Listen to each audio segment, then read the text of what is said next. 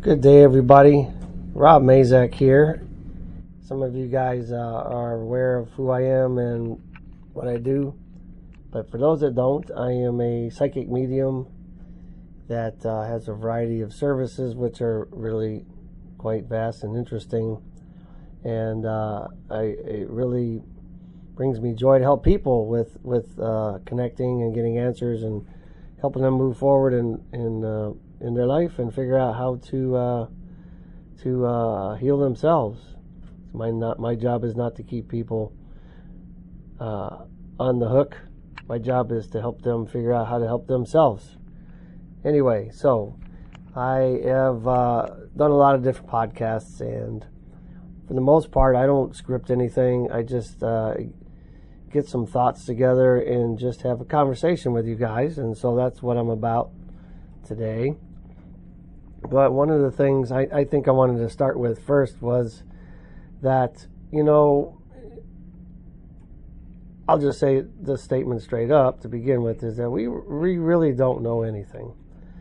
And I say that because I'm not discounting knowledge and education and information that we get through intuition and on. But I say that because our belief system really kind of drives how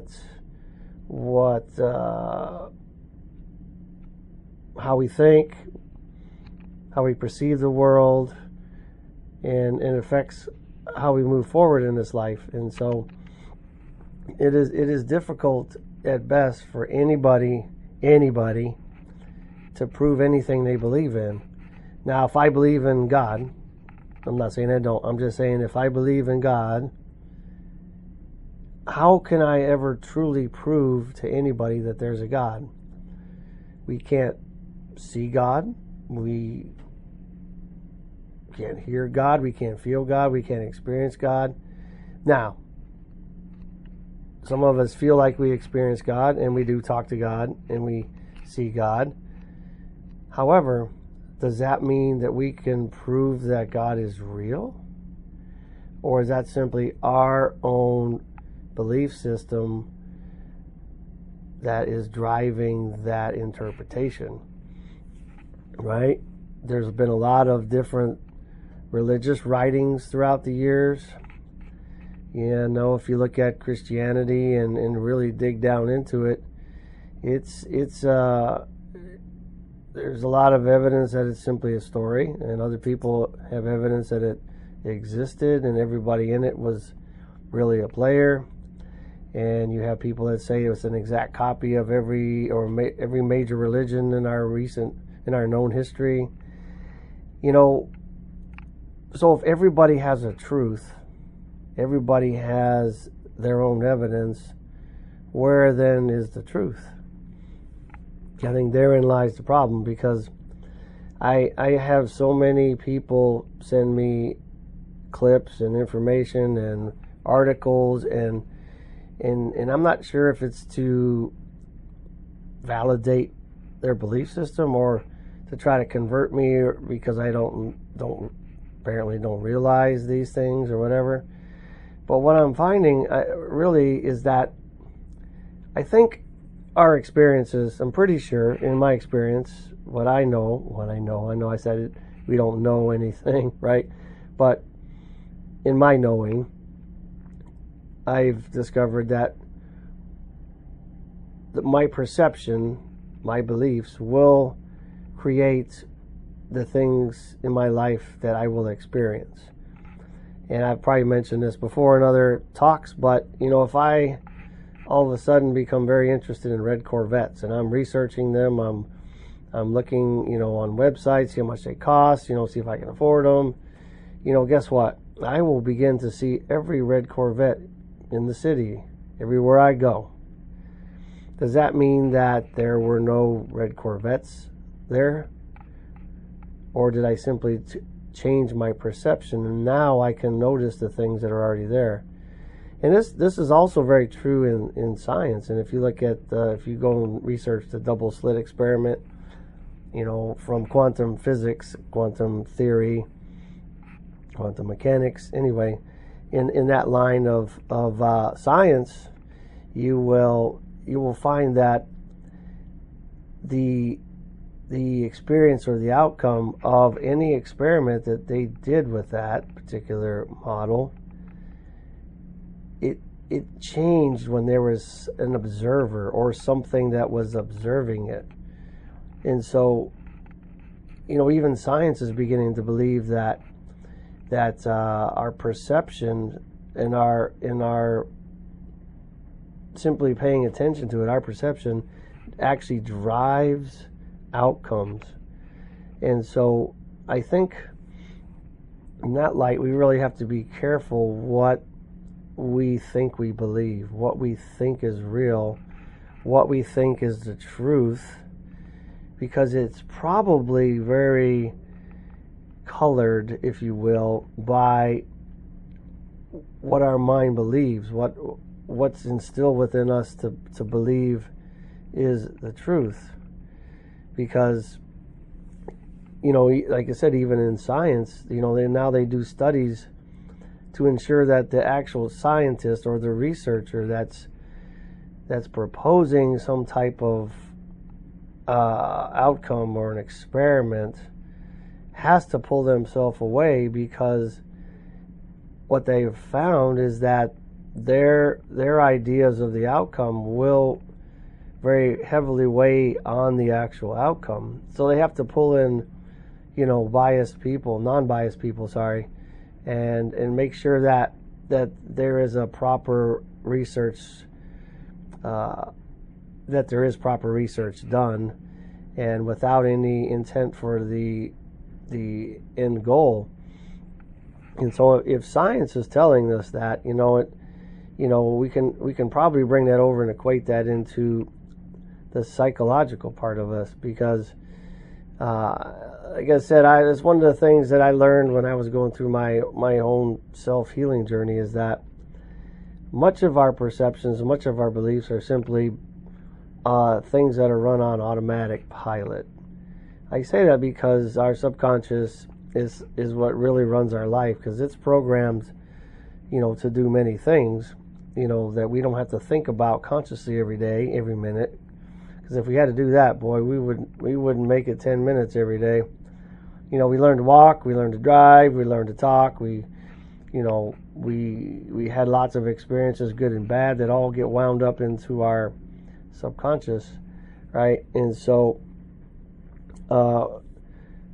which is good and bad, but the problem is that if you don't take charge of that and create your own perceptions, they will automatically begin to happen for you without you even thinking about it. And so, I guess there's nothing wrong with that in a lot of ways, but if you want change in your life and you want to do something different, you have to you have to change the programming. And there's a variety of ways to do that. But the point being is that, sometimes when we're, say, for example, in a relationship for a long time, and we just let our perceptions or how we feel about our partner eventually become thoughts that just run in our mind, they will eventually become part of that permanent recording. And then it will become a belief, and then a personality, and then next thing you know, that relationship is likely to be very damaged. Not because there's necessarily a problem, but because we perceived things as a problem, and we allow those perceptions to run amok and to continue to circulate, and eventually your subconscious mind accepts it, programs it, and runs with it, and next thing you know, there you go. You have a new belief. And so in light of that, we have to be careful about what we expose ourselves to as well, right? Because one of the other science facts is that we get bombarded by about 11 million bits of information per second, our mind does. And our conscious mind can only handle about 40. And that seems really lopsided, right?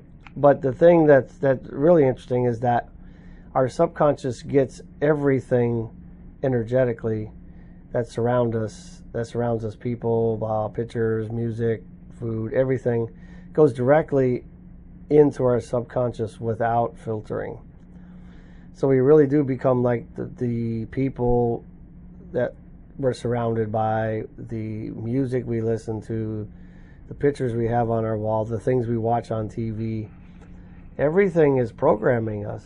And that's kind of why I wanted to start this particular talk, is because as I'm looking through TikTok and internet and various alternative news sites and things like that, what I've noticed is that there is a very large amount of very, I don't know how you say that, very odd things that are happening and being broadcast, and whether they're true or not, you know, I find people really grab onto these things and just run with it.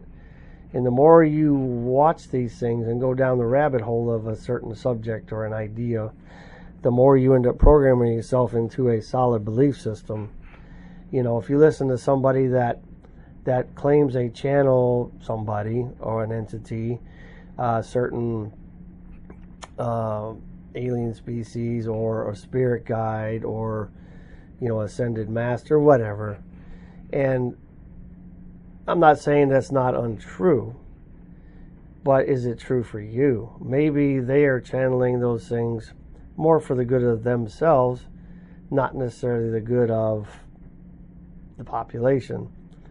And so, once again, I channel, and I get things, and I'm very well aware that they're very important for me and prevalent in my life, right? And if I share them with people, I'm very careful. You know, I didn't used to be that way, but I've learned the hard way, but that, you know, I can only share things with people with a disclaimer. It's like, I can't prove anything I'm about to say. I really know nothing. All I can tell you is what I'm hearing, what I'm getting, what I'm feeling, what I'm intuitively processing, whatever. And, you know, I don't know if everybody does that. I watch a lot of these people claim that they're downloading or channeling things, and they're putting it out as absolute truth. Now, I don't know if that's possible to prove any of that. I am, as much channeling and intuitive information that I get, I'm struggling to figure out how I could actually prove it to somebody. You know, I generally use the information just to help people kind of see things a different way, perhaps, or look at the other side of the coin. Maybe this is an alternative way of looking at how you can work on whatever. But I'm watching and hearing from people so many things, and I'm finding that people are just latching on and riding the wave of things. I mean, this whole thing with the nationwide alert text that went out on the 4th of October. Boy, I tell you what, the conspiracies or ideas or theories or information that were quoted from Spirit, on and on and on, were just so far-fetched. I mean, it was like, you know, you're going to slowly turn into a zombie with this alert text because you had the COVID shot, or on and on and on. I mean, the stuff I heard was just incredible. I mean, I'm like, you know, and so many people were texting me, and I'm like, you know, maybe it's simply just another test. Now, I'm sure that if the powers that be are doing a nationwide alert test like that, there's probably something underlying. I get it. However, you have to be careful who you listen to and who you trust. The real trick is to understand and get the information for yourself. There's nothing wrong with researching stuff and listening to things. I mean, I do that, but the thing is, I have I'm fortunate to have been looking at the stuff for so long. It's easy not to get caught up in it, because I used to, you know, and it's nice to understand different views, different ideas, different things, you know, but it doesn't matter what I believe. It's really not going to change anybody else's mind. I mean, it can, but generally, my belief system is not important to other people's. You know, that's just the bottom line. My belief system is my belief system. It's formed through experiences in life and all these things as we talked about. But I mean, the most recent thing that I've noticed, I didn't even pick up on it till today. I scroll through TikTok occasionally, when I've had a rough day or whatever, just kind of, get a laugh or whatever.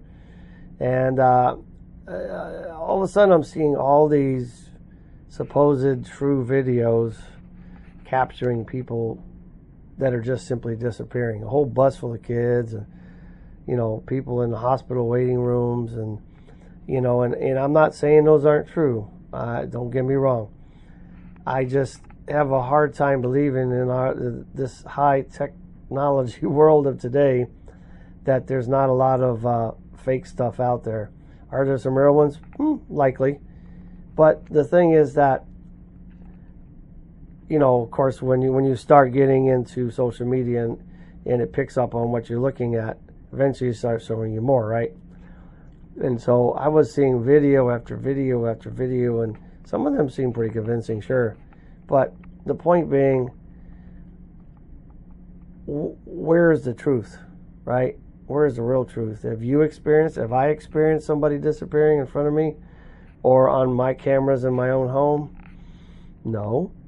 So if I choose to believe that those videos, right, then that's just simply blind belief, because I have no proof. I haven't captured any of that in my five senses, which, can lie to you as well. Don't get me wrong. But it's just, people, come on, you really got to be careful what you're listening to and what you're watching. And because if you watch it too much, or if you research it too much, or if you dig in, next thing you know, you are on the solid belief side of something that you never thought of, right? For example, I'm older, right? 62, almost 63. And so I grew up with the earth and the globe in classrooms, and always been taught that there's a round earth and that there's space and we're hurtling through space at all these high speeds around the sun, blah, blah, blah. Yeah, you all get that, right? But the thing is that I found myself going down a huge rabbit hole on the flat earth. And I fought it for a long time, but then I started looking at it. Next thing I know, I'm watching, researching, writing, talking, listening. Next thing I know, I'm solid. Forming a belief in the flat Earth, right? And then it went on to simulation. Are we in a simulation, like the Matrix? On and on and on. And finally, what I really started to realize is, and I noticed it, is that if I have a belief in flat Earth, that my mind will find ways to present to me everything that supports my belief system. I no longer saw, for a while, any evidence of a round Earth. Everything I saw, experienced, led me to believe and support that we are on a flat Earth. I don't know what this realm is. I really don't know anything. As a common man, I doubt I will ever be able to go up in a ship and really see, right? And even then, who knows if that would even convince me, right? I don't know. But the point being is, if you don't learn that what you consistently and persistently think will create your reality and your perception and your belief, you could really get lost in the sauce. And so I will challenge everybody. I'm not going to keep drilling on and on about it, but I would challenge everybody to really kind of sit back and really kind of, this is my suggestion. I don't tell people what to do, but realize that we really don't know anything. Because if I were to lay all my beliefs down, write them down, talk to somebody about them, I literally cannot prove to anybody what I believe. I can't. It's impossible, right? I might be able to convince somebody if I stay at it long enough, But am I really proving it? Or am I simply instilling within their own subconscious over time to create a new belief? Right? And so I'm not proving anything. And so, I mean, there's ways to prove certain things, sure. But when it comes to a belief, very far-fetched to be able to even think that you could prove it. So I read everything, research everything, understand as much as I can, but I know that there's truth somewhere, but I don't know where that is, right? I can only decide what's true for me, or what I feel is true, or what I'm going to hang my head on, right? And so, anyway, be careful out there with this new information age. It is very easy to be disinformed, because you got to realize too, people, that there are people out there that their specific job is to put out disinformation to distract us from some truth, right? Even alternative news sites are just way out there these days. You know, they used to be really solid. You know, they were actually reporting actual differences in the original mainstream story. Now I have a hard time finding any site or any place that really isn't just spinning some of the craziest things. You know, like I said, somewhere in there is the truth. I mean, just like if your child comes and tells you, you know, well, my brother hit me, or my sister hit me, or whatever, right?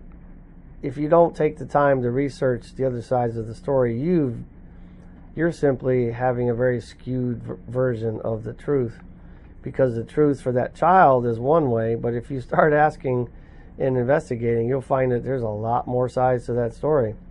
I learned that the hard way with soldiers, right? That you have to really gain an advantage of information and look at everything at every angle.